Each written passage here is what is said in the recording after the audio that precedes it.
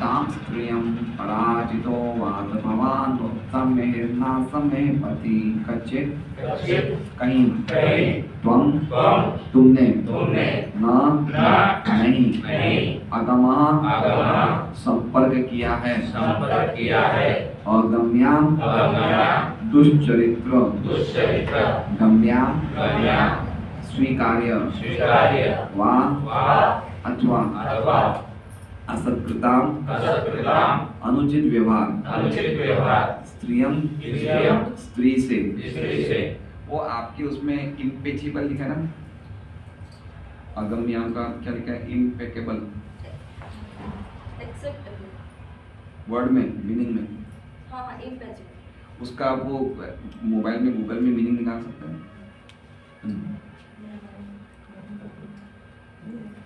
नहीं है? अच्छा चलिए कोई बात।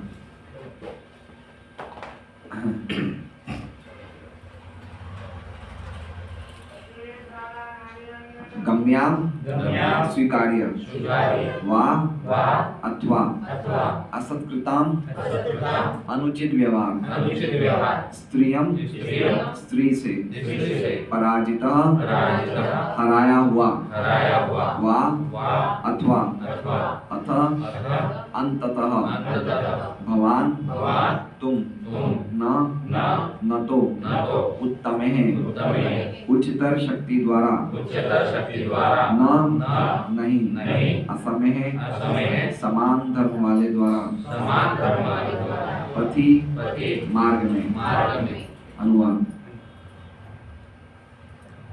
क्या तुमने दुष्चरित्र स्त्री से समागम किया है अथवा सुपात्र स्त्री के साथ तुमने भद्र व्यवहार नहीं किया अथवा तुम मार्ग में किसी ऐसे व्यक्ति के द्वारा पराजित किए गए हो जो तुमसे निकृष्ट है या तुम्हारे समकक्ष हो। ओम अज्ञानतिमिरान्धस्य ज्ञानाञ्जनशलाकया चक्षुरुन्मीलितं येन तस्मै श्रीगुरुवे नमः। नाम श्रेष्ठं मन्मपि शशिपुत्रं पत्रस्वरूपं रूपं तस्यानुजं गुरुपुरीं मातुरीं कोष्ठवाटीं राधाकुन्दं गिरिवरं औराधिका माधवाशां प्राप्तो यस्य पवित्रकृपया श्रीगुरुं तं नमोऽस्मि। वन्द्यं श्रीगुरोः श्रीयुतः पदकमलं श्रीगुरुं वैष्णवांश्च श्रीरूपं साग्रजातं सैकण्डनाथान्वितं सजीवं साद्वैतं सावधूतं परिजनसहितं कृष्णचैतन्यदेवं श्रीराधा कृष्णपादान् सैगणललिता शिवशाखान्वितांश्च। गुरु वैष्णव भगवान दिनेश महाय विघ्न विनाशकाय आसाय निज वांछित पूर्ण। हरे कृष्णा कृष्णा कृष्णा हरे हरे हरे राम राम राम हरे हरे। सभी भक्तों का स्वागत है श्रीमद् भागवतम कक्षा में। निश्चित रूप से ये हमें महसूस हो रहा है कि बिना प्रसाद की संख्या तो कम हो ही रही है, तो प्रसाद तो हमें आगे रखना ही पड़ेगा। हम सोच रहे थे कि खाली फल देते हर रोज मैराथन में नहीं 12 महीनों में ऐसे करें, लेकिन हो सकता है किसी की व्यवहारिक कारण हो कि भी वो प्रसाद लेके जाए, तो ठीक है, जो भी है हम लोग को रखना ही पड़ेगा प्रसाद, बिना उसके नहीं हो पाएगा। तो हम देख रहे हैं अलग अलग कारण यहाँ पे युधिष्ठिर महाराज पूछ रहे हैं और पता चला हाँ formally accused of misconduct for a public official. Formally Accused of misconduct.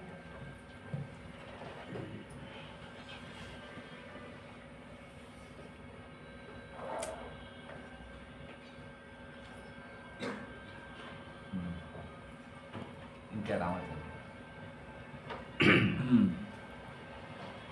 तो युधिष्ठिर महाराज अलग अलग कारण प्रस्तुत कर रहे हैं। तो हमने देखा करीबन 6 या 7 कारण, हमने 6 कारण देखे, 5 या 6 कारण देखे, 6 कारण। तो आगे युधिष्ठिर महाराज इस श्लोक में कुछ और कारण दे रहे हैं, तो हम देखते हैं क्या दे रहे हैं। इस श्लोक में टोटल 3 कारण हैं, 3 चीजें पूछ रहे हैं अर्जुन से। सबसे पहले पूछ रहे हैं कच्चित त्वं नागमो गम्याम।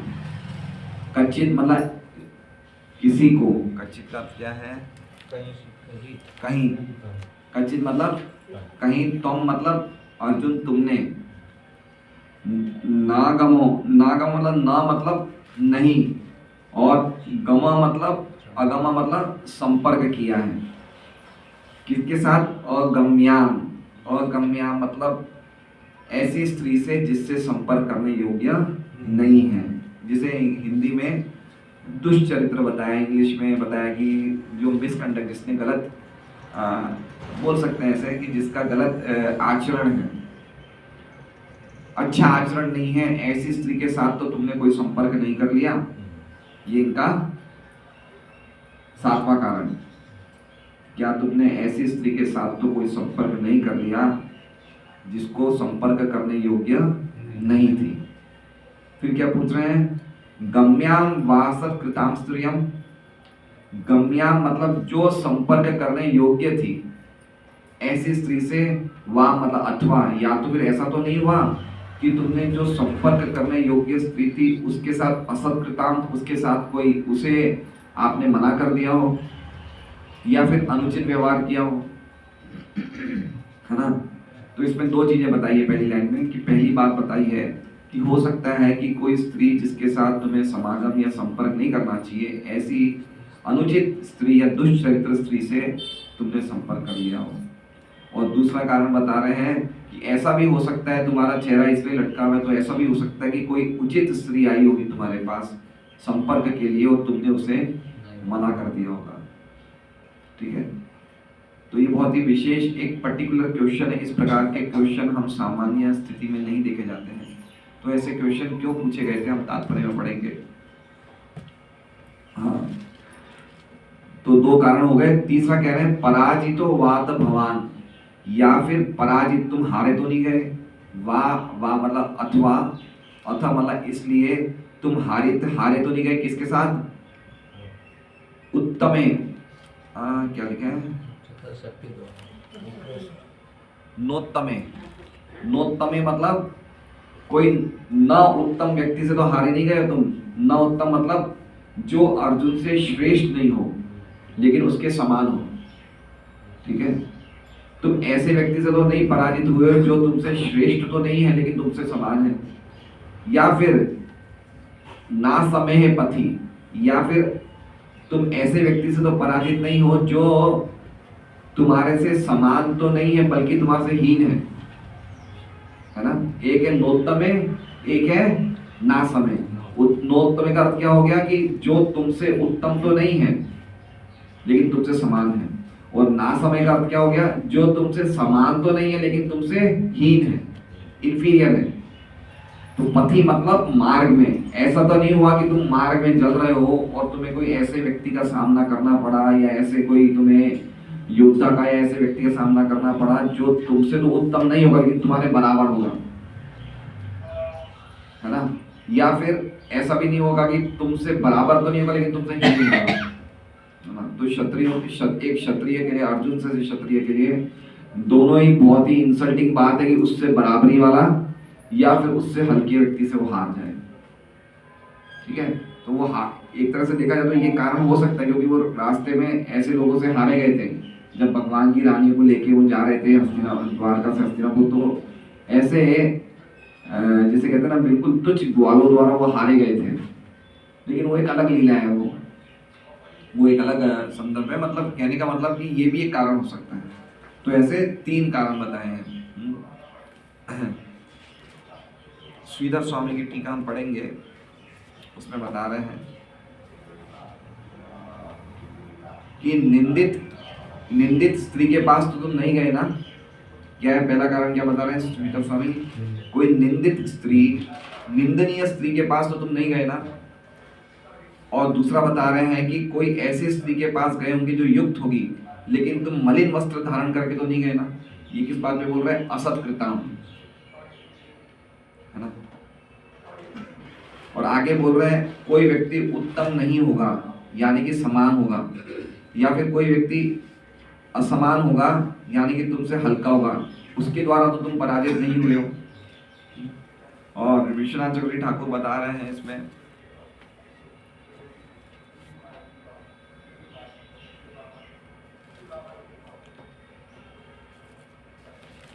इसमें 2 वाक्य बताए गए हैं पहली लाइन में। तो विश्वनाथ चक्रवर्ती ठाकुर असत कृताम की अर्थ बता रहे हैं कि मलिन वस्त्रों के साथ आपने कोई उचित स्त्री के साथ संपर्क किए। कैसे वस्त्रों के साथ?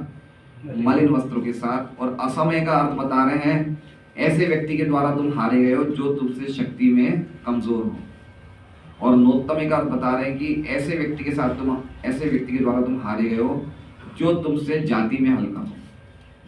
लेकिन प्रभुपाद जी बता रहे हैं असत कृताम का अर्थ कि तुमने अनुचित व्यवहार किया है ना। और क्या बता रहे हैं? उत्तम का अर्थ मतलब तुमसे जो उचितर शक्ति वाला नहीं हो, तुम्हारे से समान शक्ति वाला हो। और असमय का अर्थ बता रहे हैं जो समान धर्म वाला नहीं होके तुमसे हल्के धर्म वाला हो।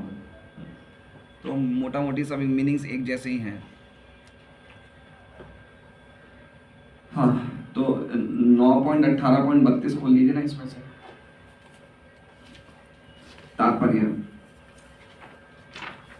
इस श्लोक से ऐसा प्रतीत होता है कि पांडवों के काल में पुरुष तथा स्त्री को कतिपय परिस्थितियों में मुक्ति समागम करने दिया जाता था।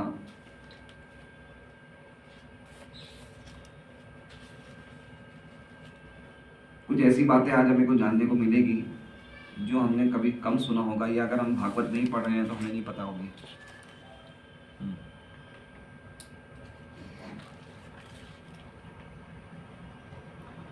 अब बता रहे हैं, सबसे पहले बता रहे हैं कि जो अगम्याम स्त्री के साथ संपर्क करने का अर्थ बता रहे हैं प्रभुपाद। ठीक है, पहली बात तो ये बता रहे हैं कि पांडवों के काल में भी स्त्री और पुरुष को मुक्त संपर्क करने की छूट थी, लेकिन कोई कोई स्थितियों में, कतिपय क्या लिखा हुआ है?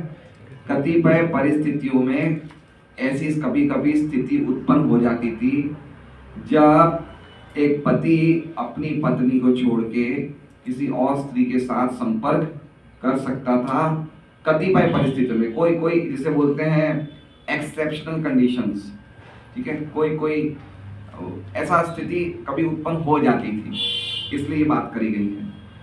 अब आगे बता रहे हैं, उच्च जाति के लोग अर्थात ब्राह्मण तथा क्षत्रिय, वैश्य या शूद्र जाति की स्त्री को स्वीकार कर सकते थे, किंतु निम्न जाति का व्यक्ति उच्च जाति की स्त्री से संपर्क नहीं कर सकता था। ठीक है, तो ये कौन सा संपर्क हो गया?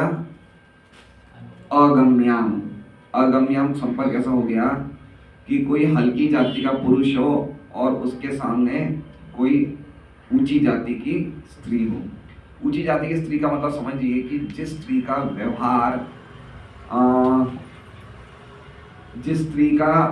व्यवहार में सतोगुण ज्यादा है, और हल्की जाति का पुरुष मतलब जिस पुरुष के व्यवहार में रजोगुण और तमोगुण ज्यादा है।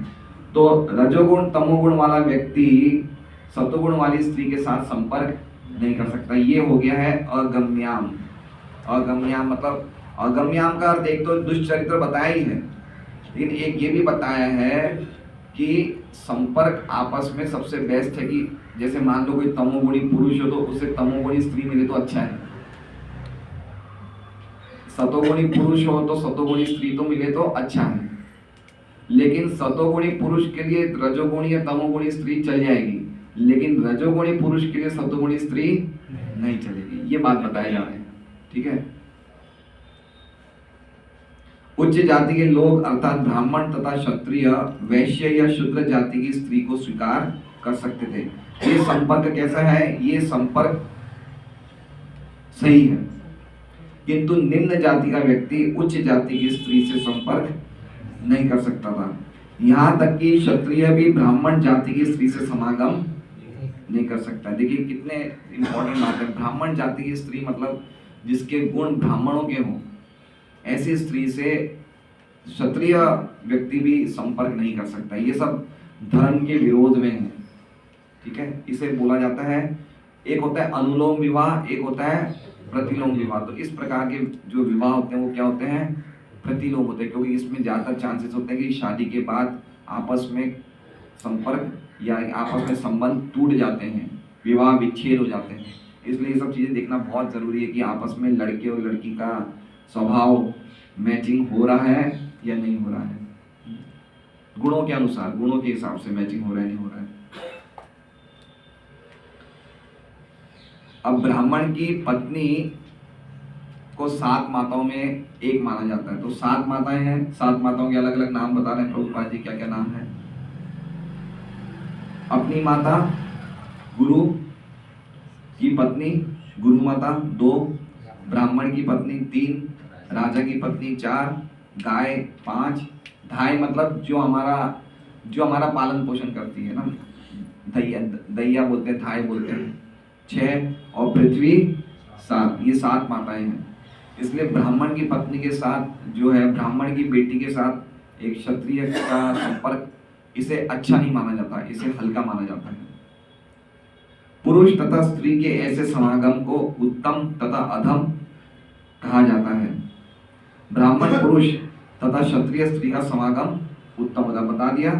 ब्राह्मण पुरुष और क्षत्रिय स्त्री ये समागम में कोई प्रॉब्लम नहीं है, किंतु क्षत्रिय पुरुष तथा ब्राह्मण स्त्री का समागम अधम होता है, ये हल्का माना जाता है, अतएव कुत्सित माना जाता है। तो अब इसमें समझ गए असत कर्ताम, और इसका अर्थ क्या हो गया, पहले सेंटेंस का अर्थ क्या हो गया कि हो सकता है कि तुम्हें ऐसी स्त्री मिली हो, या तो कोई ब्राह्मण स्त्री मिल गई हो, या फिर ऐसी स्त्री मिल गई हो जो दुष्चरित्र, उसके साथ तुमने कोई समागम कर लिया है, गलत काम कर लिया तुमने, या फिर ऐसी स्त्री मिली हो जो तुम्हारे पास आई हो कि मुझे आपसे संपर्क करना है और तुमने उसे मना कर दिया, और वो हो सकता है कि हल्की जाति की हो, बराबर जाति की हो, तो तुमने मना कर दिया, वो गलत कर दिया। समझ रहे हैं? एक क्षत्रियों का धर्म होता है कि अगर कोई स्त्री उनके पास आए कि मुझे आपसे संपर्क करना, तो मना नहीं कर सकता है। सुनने में विचित्र लग रहा है ना, लेकिन ये क्षत्रियों के लिए है, हमारे लिए नहीं है। तो कुछ इस तरह की बातें इसमें पता चलेगी। तो आगे हम देखते हैं कि क्या लिखा हुआ है। हाँ देखिए, आगे प्रभुपाद लिख रहे हैं, यदि कोई स्त्री किसी पुरुष के पास समागम की इच्छा से जाए तो उसे कभी मना नहीं करना चाहिए। क्या क्या चीजें हमें जानने को मिल रही है। लेकिन जैसा कि ऊपर कहा गया है, विवेक से काम लेना चाहिए। अब देखिए कुछ एग्जाम्पल प्रभुपाद बता रहे हैं, जिसमें बताया है कि एक स्त्री आई थी क्षत्रियों के पास और उन्होंने धर्म का पालन किया, उन्होंने उसको मना नहीं किया। यद्यपि वो मैचिंग बराबर नहीं थी, लेकिन चूंकि स्त्री हल्के घर की थी और पुरुष ऊंचे घर का था, इसलिए पुरुष ने उसको स्वीकार किया। एक उदाहरण दे रहे हैं, क्या कह रहे हैं, भीम के पास हिडिंबा आई थी और वो शूद्र से भी निम्न जाति की थी। ठीक है, अब इसमें देखिए भीम की ऑलरेडी शादी किससे हो चुकी थी, द्रौपदी से हो चुकी थी। अब भीम के पास कौन आई थी, हिडिंबा। हिडिंबा शायद मेरे हिसाब से राक्षस की बेटी थी, है ना, हिडिंबा की बेटी थी हिडिंबा।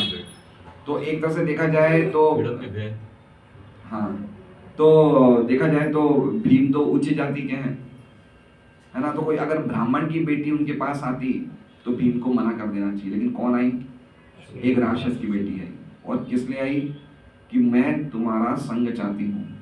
तो भीम ने क्या किया, भीम ने उसे स्वीकार किया, ये धर्म का पालन किया। यद्यपि द्रौपदी से उनकी शादी हो चुकी थी, और इस केस में मान लो अगर भीम उसके पास जाते अपना प्रपोजल लेके, तो वो अधर्म हो जाता। समझ रहे हैं, भीम अगर हिडिंबा के पास जाते कि मैं तुम्हें पसंद करता हूँ, तो क्या हो गया, वो अधर्म हो गया। लेकिन स्त्री उनके पास आई तो उनको अगर वो मना कर देता भीम, तो अधर्म हो जाता। देख रहे हैं, धर्मम तो साक्षात धर्म की रूलिंग्स इतनी गुह्य है, इतनी मतलब जैसे कहते हैं कि सूक्ष्म है कि इजीली समझी नहीं जाती है। इसलिए हर व्यक्ति को एक गुरु करना चाहिए।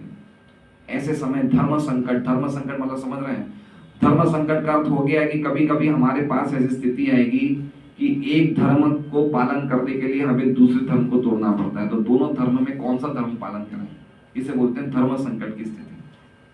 तो ऐसी स्थितियों में हमें एक हमारे पास प्रॉपर हमारे कोई इंस्ट्रक्टर होना चाहिए, एक स्पिरिचुअल गाइड होना चाहिए, एक स्पिरिचुअल मास्टर होना चाहिए जो हमें प्रॉपर वो दे सके, क्या कहते हैं, मार्गदर्शन दे सके।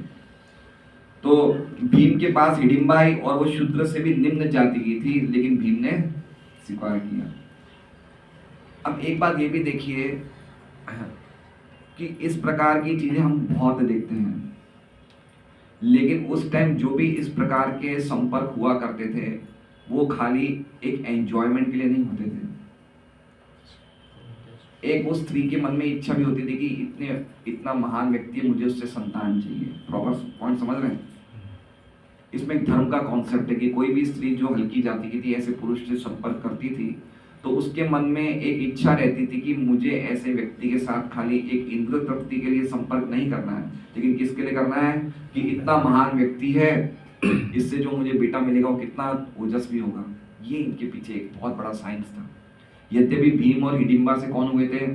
घटोत्कच कितने महान व्यक्ति थे, और वो घटोत्कच ने पूरा इनको युद्ध में पलटा कर दिया। उसने घटोत्कच ने पांडवों के और कौरवों के युद्ध में घटोत्कच ने हिला के रख दिया था कौरवों को। और अल्टीमेटली और दुर्योधन ने कहा कर्ण को कि तुम्हें अपनी शक्ति का इस्तेमाल करना पड़ेगा, नहीं तो ये घटोत्कच ही हमारी पूरी सेना को खत्म कर देगा।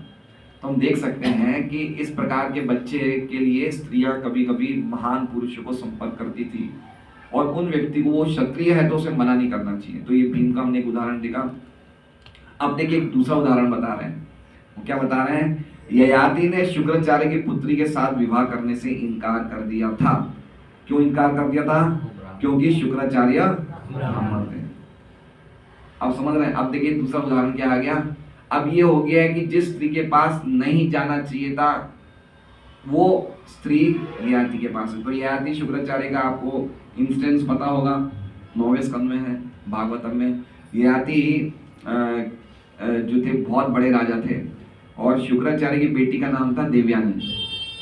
और देवयानी और शर्मिष्ठा दोनों सहेलियां थी। शर्मिष्ठा असुर की बेटी थी, वृषपर्वा की, और दोनों सहेलियां थी।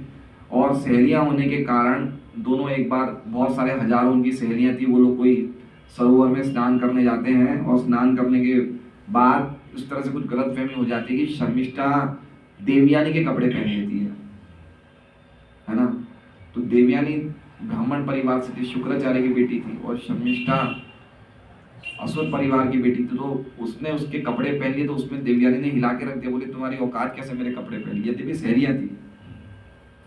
तो शर्मिष्ठा को बहुत इंसल्टिंग लगा कि मैं राजा की बेटी हूँ, चाहे असुर ही क्यों नहीं हूँ, मुझे ऐसे कैसे बोल दिया। तो शर्मिष्ठा गुस्से में देवयानी को धक्का दे देती है, और देवयानी कहाँ गिर जाती है? कुएं में। कपड़े थे नहीं उसके पास, निर्वस्त्र थी, कपड़े तो उसने ले लिए थे शर्मिष्ठा ने। तो राजा ययाति उस टाइम वन से जा रहे थे, और कुएं में से आवाज आने पे उन्हें पता चलता है कि कोई यहाँ पे कन्या इस कुएं में है। तो उस कुएं में जब राजा ययाति देखते हैं तो उसमें ये थी, क्या नाम है? देवयानी थी। तो देवयानी को हाथ पकड़ के राजा ययाति उठाते हैं। तो ययाति को उठाने से देवयानी के हृदय में ययाति के लिए एक आकर्षण हो गया। तो देवयानी ने राजा ययाति को प्रपोज किया कि मुझे आप चाहिए। तो ययाति ने क्या कर दिया? मना कर दिया। बोले क्यों? क्योंकि धर्म के अनुसार नहीं है। मेरी बात समझ रहे हैं? देखिए प्रॉपरली वर्ड ये है कि हर मनुष्य को धर्म के द्वारा शासित होना चाहिए। तो क्यों धर्म के अनुसार नहीं? क्योंकि तुम ब्राह्मण की बेटी हो और मैं किसका बेटा हूँ? मैं क्षत्रिय हूँ, इसलिए ये शादी संभव नहीं है। लेकिन फिर देवयानी ययाति को कह रही है कि मुझे बृहस्पति के बेटे कच्छ के द्वारा श्राप मिला है कि तुम्हें अपने जीवन में कभी भी ब्राह्मण पति नहीं मिल जाएगा, इसलिए मेरा आपसे जो संयोग है वो भगवान का आयोजन है। तो फिर भगवान के आयोजन के समझ के राजा ययाति किसको स्वीकार करते हैं? देवयानी को। समझे बात को? तो इसलिए बता रहे हैं कि यद्यपि ये कॉन्टेक्स्ट सही नहीं था, लेकिन चूंकि राजा ययाति के पास वो स्त्री चला के आई और ऐसी स्थिति उत्पन्न हो गई थी, तो राजा ययाति ने उसको स्वीकार किया। अब देखिए एक बात और देखिए, राजा ययाति के जीवन में एक और ऐसा केस आता है जब उनको इस स्थिति में वापस आना पड़ता है। ठीक है, वो हम देखते हैं। मैंने इसलिए 9वां स्कंद मंगवाया है। अब क्या हुआ कि देवयानी को तो बचा लिया राजा ययाति ने। अब उनकी शादी तो हुई नहीं थी, तो राजा ययाति के पास देवयानी भागी भागी अपने पिता शुक्राचार्य के पास जाती है और कहती कि ऐसे मुझे इतने बड़े राजा ने बचाया है। तो शुक्राचार्य ने राजा ययाति को निश्चित किया कि ठीक है, तुम मेरी बेटी से विवाह कर लो। अब यहाँ पे क्या हुआ, देवयानी ने शुक्राचार्य को, अपने पिता को कहा कि आपको शर्मिष्ठा के बाप से बदला देना पड़ेगा। क्योंकि शर्मिष्ठा ने मुझे कहाँ गिराया, कुएं में। राजा शुक्राचार्य उस बहुत बड़े ऋषि थे, बहुत बड़े क्या थे, असुरों के वो थे, राजा थे, असुरों के बहुत बड़े गुरु थे शुक्राचार्य। शुक्राचार्य के सामने किसी की हिम्मत चलती नहीं थी। अब यहाँ पे शर्मिष्ठा के पिता को पता चल गया, जिनका नाम था वृषपर्वा, उन्हें ये पता चल गया कि शर्मिष्ठा ने ऐसे गड़बड़ी कर दी। क्या गड़बड़ी कर दी, देवयानी को गिरा दिया। ब्राह्मण की बेटी है, ब्राह्मण तो क्षत्रियों के तो सब स्वामी ब्राह्मण हुआ करते थे। तो वृषपर्वा ने देखा कि अब अगर मैं शुक्राचार्य की कोई बात का अनादर करूँ तो मुझे श्राप दे देंगे। पहले राजाओं को श्राप से डर लगता था। तो शुक्राचार्य जब इसके पास आए, वृषपर्वा के पास, गुस्सा कम बताने के लिए, तो वृषपर्वा ने हाथ पकड़, पैर पकड़ लिए, बोले महाराज मेरी बेटी से गलती हो गई, आप जो सजा दोगे मैं स्वीकार है मुझे। तो शुक्राचार्य क्या बोलते हैं कि मेरी बेटी की जहाँ भी शादी होगी, तुम्हारी बेटी दासी बन के मेरी बेटी के साथ जाएगी। अब ये क्या, देवयानी की शादी किनके साथ निश्चित हो गई, ययाति के साथ। ययाति के साथ देवयानी की शादी हुई, तो देवयानी के साथ कौन गई, शर्मिष्ठा। शर्मिष्ठा एक तरह से देवयानी की सहेली भी थी, लेकिन अब उसका क्या रोल हो गया, दासी का रोल हो गया। अब ये बात शुक्राचार्य भली भांति जानते थे कि मेरी बेटी की शादी तो हो गई है ययाति के साथ, लेकिन इसके साथ कौन गई है, शर्मिष्ठा। तो उनको उसी टाइम मन में डर लग गया था कि ये शर्मिष्ठा के साथ वापस कोई लफड़ा नहीं कर ले, कौन, ययाति। तो हम 9वें स्कंद के 18वें अध्याय में एक बार 3 श्लोक पढ़ेंगे, उसमें ये पूरा क्लियर हो जाएगा पिक्चर, तो आपको और ज्यादा अच्छी तरह समझ में आएगा। तो 9.18.30 जब शुक्राचार्य ने देवयानी का विवाह ययाति से कर दिया था, तो उसने शर्मिष्ठा को भी उसके साथ जाने दिया, लेकिन राजा को चेतावनी दी, हे राजन ययाति, इस शर्मिष्ठा को कभी तुम अपने पलंग पे अपने साथ शयन करने की अनुमति मत देना।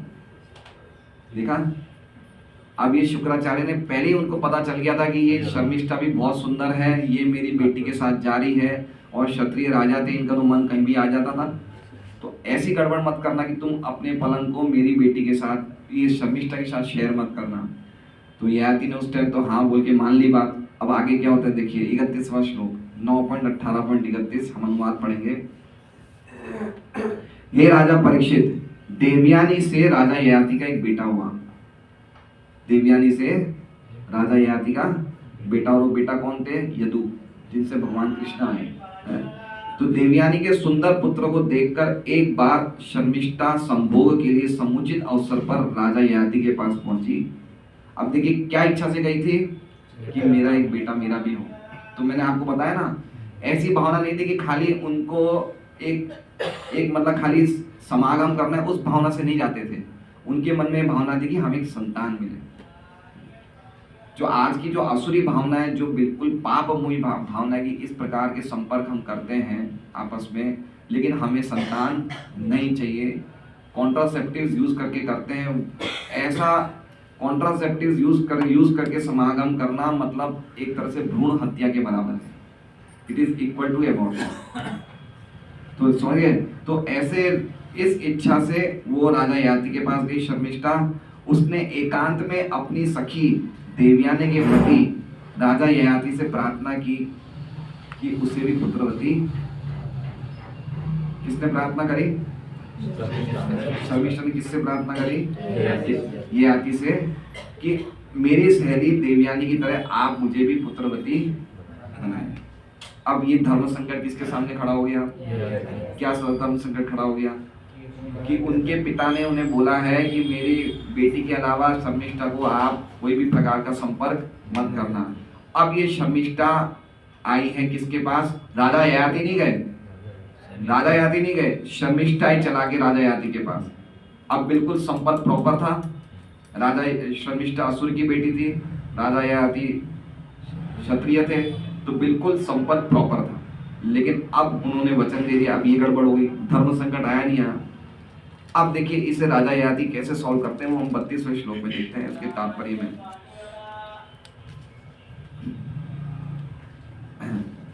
तात्पर्य, राजा ययाति को क्षत्रिय धर्म का पूरा पूरा भान था। यदि कोई स्त्री क्षत्रिय के पास पहुंचे तो वो उसे ना नहीं कर सकती, यही धर्म का नियम है। इसलिए जब धर्मराज युधिष्ठिर ने, अब ये देखिए वही बात पुरानी, वो बात इससे संपर्क कर रहे हैं, इसी श्लोक से जो हम पढ़ रहे हैं। इसलिए जब धर्मराज युधिष्ठिर ने देखा कि द्वारका से लौटने पर अर्जुन अप्रसन्न है, तो उन्होंने पूछा कि कहीं उसने पुत्र की कामना से आई हुई किसी स्त्री को तो मना नहीं किया।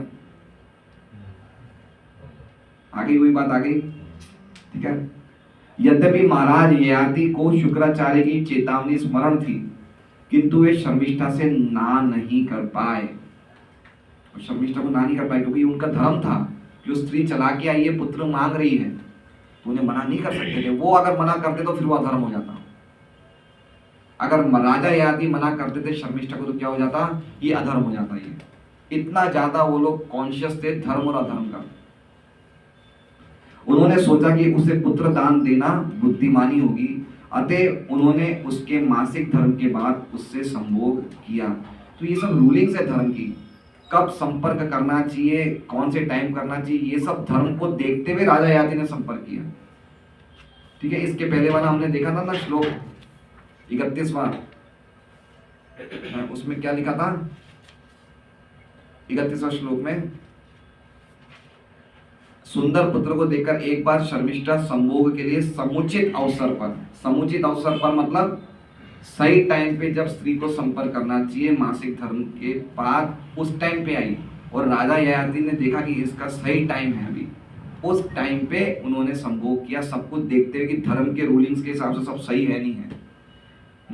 यद्यपि उन्होंने ये याद था कि मुझे किसने मना किया है, शुक्राचार्य ने, फिर भी उनकी बात को अवहेलना करके राजा ययाति ने धर्म का पालन किया।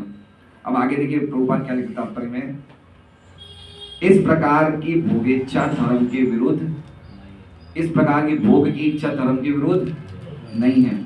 और गीता जी में कहा है 7.11 में, धर्मा विरुद्धो भूतेषु कामोस्मि, ऐसा विषयी जीवन जो धर्म के विरुद्ध ना हो उसकी छूट कृष्ण देते हैं। है कौन सा जीवन? विषयी जीवन, लेकिन कैसा है? कंप्लीटली धर्म के जुरिस्डिक्शन में है, उसे कृष्ण सैंक्शन करते हैं। ठीक है, क्योंकि राजपुत्री शर्मिष्ठा ने ययाति से पुत्र प्राप्ति की इच्छा व्यक्त की थी, इसलिए उनका संयोग विषय सुख के लिए नहीं था, अपितु धर्म कार्य था। तो आप देख लीजिए भागवतम में जितने भी इस प्रकार के जो उदाहरण हैं, किसी ने भी बच्चों का एबॉर्शन नहीं कराया, किसी ने भी कॉन्ट्रासेप्टिव्स यूज नहीं किए, उन्हें संतान चाहिए थी। तो उनके जो भी इस प्रकार के संपर्क थे वो धर्म के अनुसार थे, ये हमें समझना चाहिए। तो ये मैंने इसलिए आप लोगों को पढ़ा ये तात्पर्य, क्योंकि ये तात्पर्य से इस तात्पर्य का सीधा लेन देन है, राजा ययाति की ये कथा है। लेकिन ये किसके लिए है? खाली क्षत्रियों के लिए, हमारे लिए नहीं है। समझे? हमें ऐसा नहीं समझना चाहिए भाई ये तो लिखा है भागवत में हमारे लिए नहीं है ये। अब देखिए ययाति यद्यपि अपने क्या कहते हैं शुरुआत के दिनों में बड़े कामुक थे ना, अपने बेटे के पास जाते हैं और क्या बोलते हैं, मुझे तुम्हारी जवानी दे दो, हैं? तो कितने कामुक थे, लेकिन उनको सबसे बड़ा माना जाता है किसमें? धर्म की बातों में। इसलिए जब परीक्षित महाराज का जन्म हुआ था तो बड़े बड़े ऋषियों ने अलग अलग बड़े बड़े महान राजाओं से परीक्षित महाराज की तुलना की थी, तो उसमें उन्होंने कहा था कि धर्म के मामले में ययाति की तरह होगा। याद आ रहा है कुछ 12वें अध्याय में कि धर्म के पालन में किसकी तरह होगा? ययाति की तरह। ययाति क्या था? कामुक व्यक्ति था, लेकिन कैसे था? धर्म के अंतर्गत। देखिए कितना जबरदस्त चीज है। लेकिन किसके लिए? क्षत्रियों के लिए। देखिए क्षत्रियों के लिए कोई चीजें स्वीकार्य जो हमारे लिए नहीं है। अगर क्षत्रियों को कोई जुआ खेलने के लिए बुलाए तो मना नहीं कर सकते, अगर कोई व्यक्ति कोई क्षत्रिय को जुआ खेलने के लिए बुलाए तो क्षत्रिय मना, कोई शराब के लिए बुलाए तो क्षत्रिय मना। क्षत्रिय शराब भी पीने, कुछ स्थिति में उसे शराब पीने के लिए भी अनुमति है, कुछ स्थिति में वो नॉनवेज खाने के लिए भी अनुमति है, और कुछ स्थिति में इस प्रकार की स्त्रियों को स्वीकार करने में भी उसको अनुमति। सिर्फ क्षत्रियों को, क्षत्रिय मतलब वो सचमुच क्षत्रिय होना चाहिए, है ना, क्षत्रिय के अलावा कोई नहीं। उस व्यक्ति का ऐसा अधिकार होना चाहिए, ऐसी उसमें सामर्थ्य होना चाहिए, उसकी ऐसी जिसे कहते हैं ना कि उसकी ऐसी पोजीशन होना चाहिए, तो वो ये कार्य कर सकता है। ऐसे कार्य कौन कर सकता है? जो बहुत स्ट्रॉन्ग व्यक्ति हो, है ना। एक भागवत में बहुत सुंदर श्लोक है, उसमें कहा है कि धर्म व्यतिक्रम दृष्ट ईश्वराणाम च शासन तेजी आसाम न दोष है वैने सर्वे भुजो यथा। कि अगर कहीं हमें लगता है कि धर्म का व्यतिक्रम हो रहा है, समझे, ऐसा लग रहा है कि धर्म को कोई नहीं मान रहा है, तो ये चीज उन पे लागू नहीं है जो बहुत ज्यादा शक्तिशाली है ना। जैसे सूर्य देव ने कुंती महारानी को कहा कि मुझे तुमसे संपर्क करना है, तो ये धर्म का व्यतिक्रम सूर्य देव पे लागू नहीं है, वो इतने शक्तिशाली है, पूरी जगत को सूर्य रोशनी दे रहे हैं। तो बहुत शक्तिशाली व्यक्ति, हमें ऐसा लगता है कि कभी कभी वो धर्म को उल्लंघन कर रहा है, लेकिन ऐसा नहीं है। इनके बारे में हमें ऐसा सोचना नहीं चाहिए। क्यों? क्योंकि वो काम भी ऐसे करते हैं, है ना।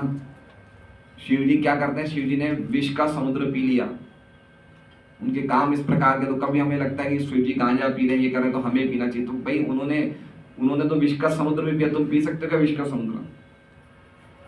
तो ऐसे समझना चाहिए हमें कि बड़े बड़े शक्तिशाली व्यक्तियों की इमिटेशन, उनका अनुकरण नहीं करना चाहिए। पर्टिकुलरली ये जो श्लोका है, ये स्पेशली क्षत्रियों के लिए।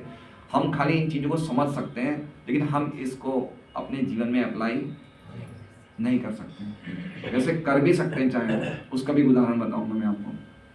तो समझ गए, one man's food is another man's poison. एक व्यक्ति का भोजन दूसरे व्यक्ति के लिए क्या है? जहर है। इस सेंटेंस को समझ रहे हैं बात को?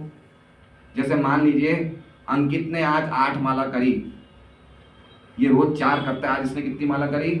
8 माला। तो ये इसके लिए बहुत अच्छा साधुवाद है।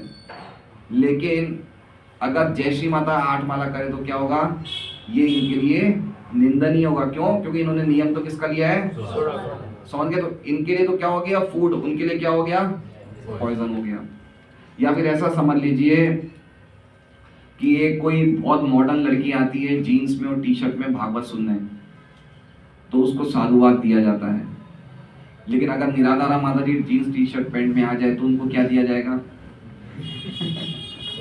समझ रहे हैं? तो उनको अच्छी नजरों से देखा, अरे क्या ऐसे कोई कपड़े पहने। क्यों? क्योंकि उनकी पोजीशन अब बदल गई है ना। इसलिए व्यक्ति को अपनी स्थिति के हिसाब काम करना चाहिए, इसलिए दूसरे को कॉपी नहीं करना चाहिए। एक बिल्कुल भूखा व्यक्ति है जिसके पास कुछ खाने को नहीं है, वो वड़ा पाव खा के पेट भर सकता है, लेकिन लक्ष्मी नरसिंह प्रभु अंकलेश्वर स्टेशन पे वड़ा पाव नहीं खा सकते, यद्यपि भूख लग रही है। उसका भोजन इनके लिए क्या हो गया? जहर हो गया। समझ रहे बात को? सामान्य व्यक्ति दारू पी सकता है, नरेंद्र मोदी नहीं पी सकता, उसके लिए बहुत निंदनीय माना जाएगा। यद्यपि दोष तो सामान्य व्यक्ति को भी लगेगा, लेकिन उसको इतना दोष नहीं लगेगा जितना नरेंद्र मोदी को लगेगा, क्योंकि वो एक बहुत ऊंचे पद पे है। इसलिए 4 नियमों का तोड़ने में सामान्य व्यक्ति को इतना दोष नहीं लगेगा जितना भक्तों को लगेगा। पॉइंट समझ रहे हैं बात को? भक्तों को लगेगा एक दीवार पे लिखा हुआ है यहाँ पे पेशाब करने में 50 रुपए का दंड है, छोटा बच्चा पेशाब करेगा तो उसको दंड इतना ही लगेगा जितना जान पहचान वाले व्यक्ति को लगेगा। तो उसी प्रकार से one man's food is another man's poison. तो ये क्षत्रियों के लिए, हमारे लिए नहीं है। कल को आप बोलो कि भाई अर्जुन की भी 4 स्त्रियां हैं, मैं भी एक और एक्स्ट्रा ले आऊँ, गंगा सागर में फ्लैट मिल जाए 5,000 10,000 में भाड़ा मिल जाए, तो ये आपके लिए अधर्म हो जाएगा। अर्जुन के लिए अधर्म नहीं। अर्जुन को तो द्रौपदी से भी अट्रैक्शन था, सुभद्रा से भी अट्रैक्शन था, वो त्रिपुरा की लड़की, राजा की लड़की उलूपी से भी अट्रैक्शन था। तो इस प्रकार की चीज़ें हमें समझनी चाहिए। इसलिए भागवत का प्रचार कितना जरूरी है। ये सब धर्म की बहुत, जिसे कहते हैं, सूक्ष्मताएं हैं। एक बार क्या हुआ था कि हमारे एक गुरु भाई थे, सूरत की बात बता रहा हूँ, बहुत साल पुरानी बात है, शायद 15 साल हो गए। उनकी पति राजस्थान के थे, उनकी पत्नी बहुत अच्छी थी, धर्मशील पत्नी थी उनकी। उन पत्नी से 2 बेटे थे। कितने बेटे थे? 2 बेटे। सूरत की बात बता रहा हूँ, नांदेड़ में रहते थे। तो भक्ति में आने लग गए, नए नए भक्ति में आए थे, 16 माला करने लग गए, उनकी दीक्षा भी हो गई गुरु महाराज के द्वारा। बाद में धीरे धीरे धीरे उनको एक और भक्त लड़की से प्यार हो गया। किनको? जो ऑलरेडी शादीशुदा थे, जिनके बच्चे थे, उनको एक भक्त कन्या से, गुजराती परिवार की कन्या से प्यार हो गया। वो भी 16 माला करती थी। अब ये हम लोग को, सब भक्तों को पता चल गया भाई ऐसे इनका चक्कर चल रहा है। उस भक्त ने गुरु महाराज को कहा कि मुझे इस लड़की से शादी कर। क्या कहा? कि मेरी ऑलरेडी पत्नी तो है, लेकिन मुझे इस लड़की से शादी करनी है। तो महाराज ने क्या जवाब दिया? हमें लगा कि महाराज बोलेंगे कि तुम ऐसा सोच कैसे सकते हो, तुम्हारी तो ऑलरेडी पत्नी है, तुम तो ऐसा सोच भी नहीं सकते हो, तुम्हें शादी कैसे कर सकते हो तुम। तो महाराज ने क्या कहा कि तुम्हारी शादी शास्त्रों के धर्म के अनुसार गलत नहीं मानी जाएगी। देखिए क्या आंसर था महाराज का। क्या बोले कि शास्त्रों की दृष्टि से दूसरी शादी हो सकती है, लेकिन तुम खाली तुम्हारी पूर्व पत्नी से पूछ लो कि उसकी इच्छा है क्या इसके लिए। दूसरी बात, तुम उसका पालन कर पाओगे क्या। अगर ये 2 कंडीशन फुलफिल होती है तुम शादी कर सकते हो। ये धर्म का जवाब होता है। समझे बात को? धर्म की रूलिंग्स कैसे होती है समझना चाहिए। हमने कभी भी नहीं सोचा था कि महाराज ऐसा उत्तर देंगे, लेकिन मैं बता रहा हूं कि धर्म के अनुसार जवाब देना चाहिए। धर्म की दृष्टि से एक व्यक्ति 2 शादियां कर सकता है ऑन द कंडीशन दैट उसकी जो पूर्व पत्नी है उसको उस शादी से कोई भी ऑब्जेक्शन। द्रौपदी के बाद सुभद्रा का ब्याह हुआ, लेकिन द्रौपदी को कोई ऑब्जेक्शन नहीं था। पांडु की 2 रानियां थी, माद्री और कुंती, दोनों आपस में प्रेम से रहती थी। तो वो जो पुरानी पत्नी थी उनको बिल्कुल भी ये मान्य नहीं था। उनका नाम था सत्या माता जी। याद आया तुम्हें?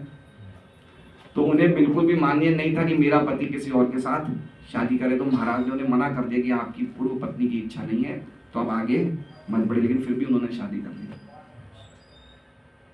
अब वो वृंदावन में रहते हैं, भक्ति कर रहे हैं, लेकिन वो जो गुजराती लड़की के साथ शादी वो उनके साथ रहती है, और जो उनकी राजस्थान वाली पत्नी थी वो शायद मेरे हिसाब से राजस्थान में कहीं रहती है। तो आप समझे बात को? तो उन्होंने घोर अवज्ञा कर ली, लेकिन फिर भी महाराज ने उन्हें त्यागा नहीं है। तो पॉइंट ये मैं कह रहा हूँ कि ऐसे समझना चाहिए कि अगर दूसरी पत्नी को मंजूर हो, अगर पहली पत्नी को मंजूर हो तो विवाह संभव है, लेकिन वो पूरी तरह से खुश होना चाहिए उस, और आपके उसमें पालन करने का सामर्थ्य होना चाहिए।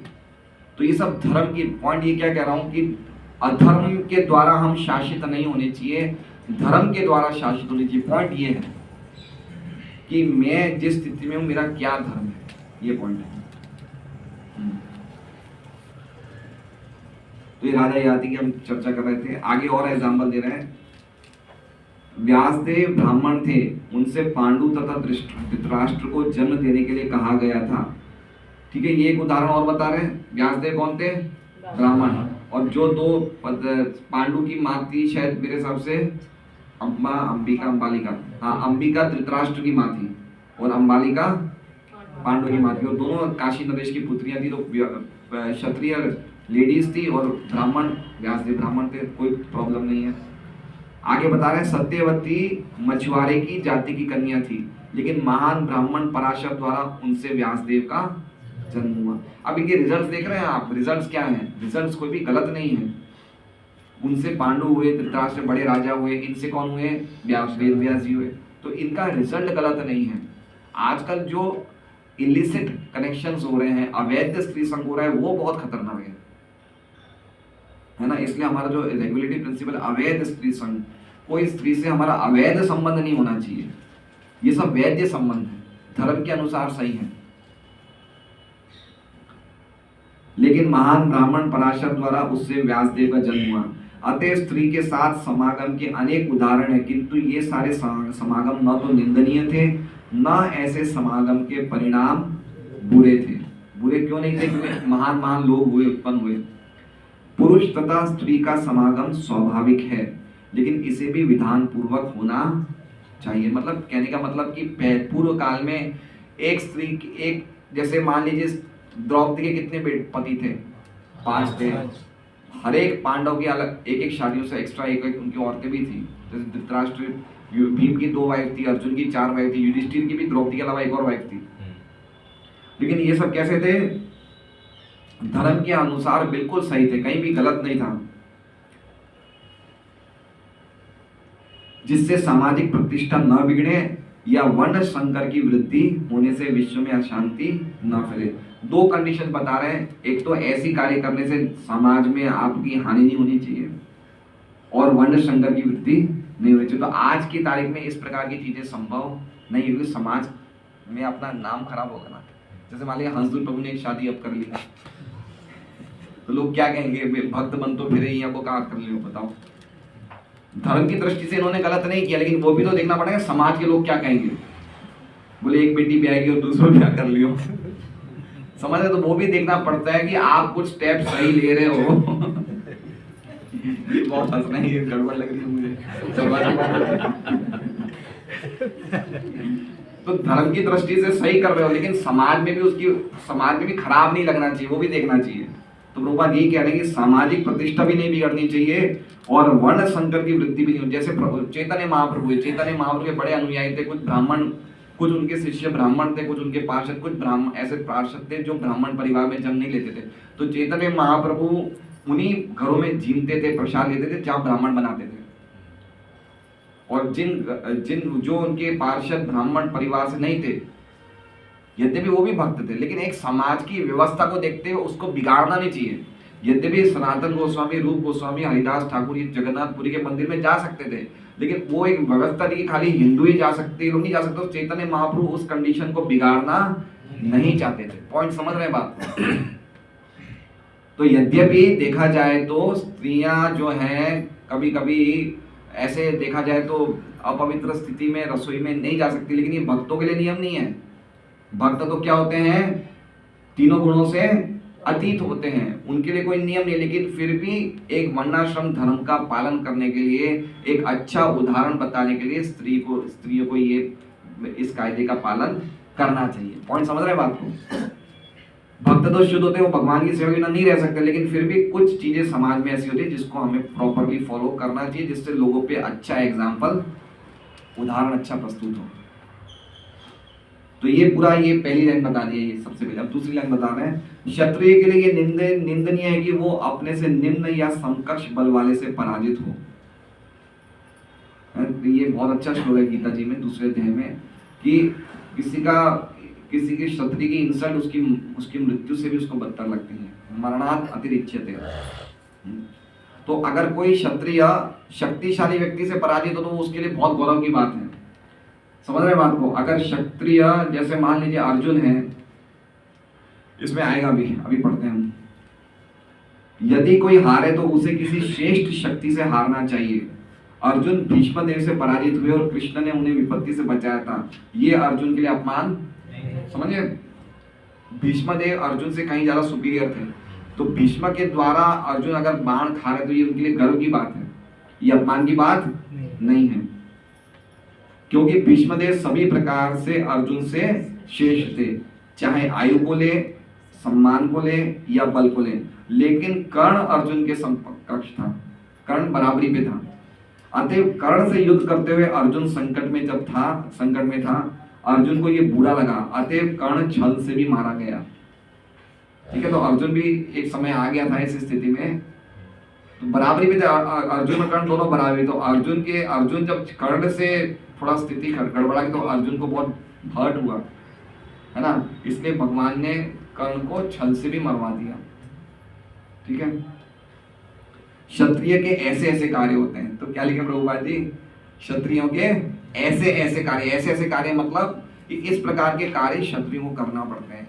इस प्रकार के मतलब दूध कीड़ा में खेल लेना, कभी कभी नॉनवेज खा लेना, कभी कभी शराब पी लेना, कभी कभी इस प्रकार के छल कपट करना पड़ना, ये सब क्षत्रियों के लिए कुछ स्थितियों में ये क्या कहते हैं, अलाउड है। और महाराज युधिष्ठिर ने अपने भाई से पूछा कि द्वारका से घर आते हुए कहीं कोई प्रतिकूल घटना तो नहीं घट गई। तो ये महाराज युधिष्ठिर ने इस श्लोक में इस प्रकार के और कारण अर्जुन के सामने रखे। हरे कृष्णा। श्रीमद् भागवतम की भागवतम क्लास तो वंडरफुल है।